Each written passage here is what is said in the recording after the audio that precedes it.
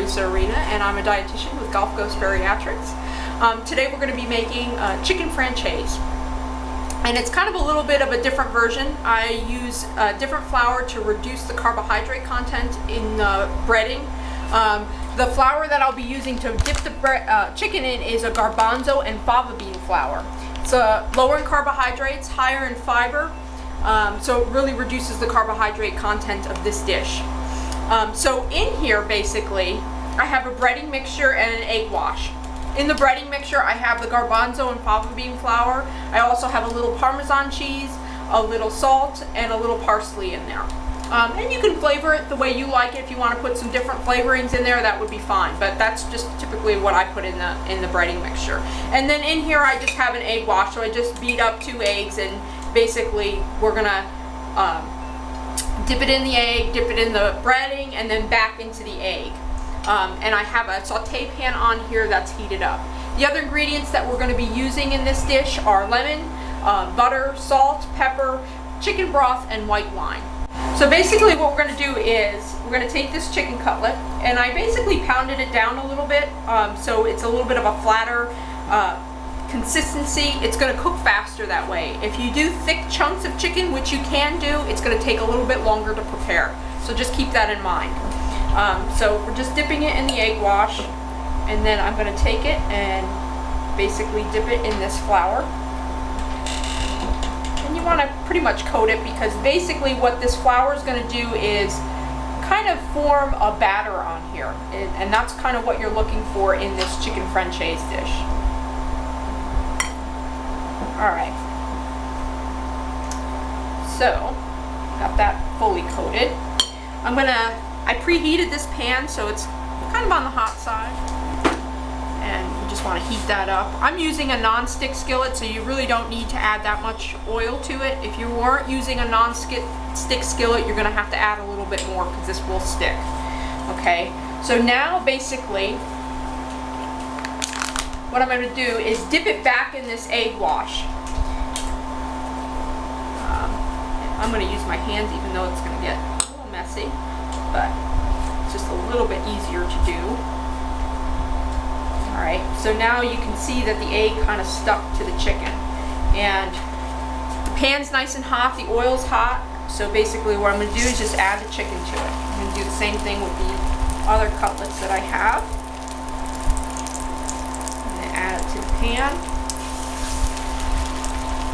And the reason why you want this hot is basically you want to really cook the egg on here pretty quick, because it will kind of seal the juices in the chicken, and it adds almost like, it gives it a nice little crunch on the outside of the chicken cutlet itself. And then what I'm going to do is just add a little bit of salt to the top of these. And the reason why I do this is because it seals the salt on top of here. If you try to add it in at the end, then you're just kind of adding salt to the broth. I want to kind of add these spices on top of the chicken, so it kind of seals it in. Same thing with the black pepper. Okay, so when I flip these over, it's going to cook with that on there. So that's what I'm looking for. Alright. The other thing that I'm going to kind of do on here is just add some lemons to the pan. Now some people, when they make the chicken francaise, they actually squeeze lemon juice and use the lemon juice. I actually like to use the whole lemon. Kind of adds a nice little color to it, but I like the taste of the cooked lemons in here rather than just adding lemon juice. Flip these. Okay, see how it coated it? It kind of almost gave it like an egg coating on the outside. And that's exactly what you're looking for. Do the same thing on this side a little bit, even though it's kind of cooked. And just add a little salt, a little pepper. Okay.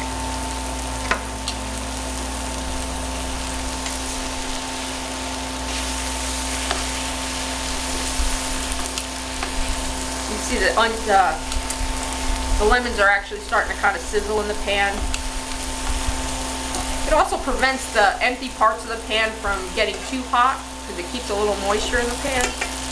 So now your chicken's almost done, and you can kind of tell by just pushing down on it. If it's really kind of squishy, then you know you're still dealing with raw chicken. If it's kind of almost the feeling of what your inner arm feels like, then it's almost done.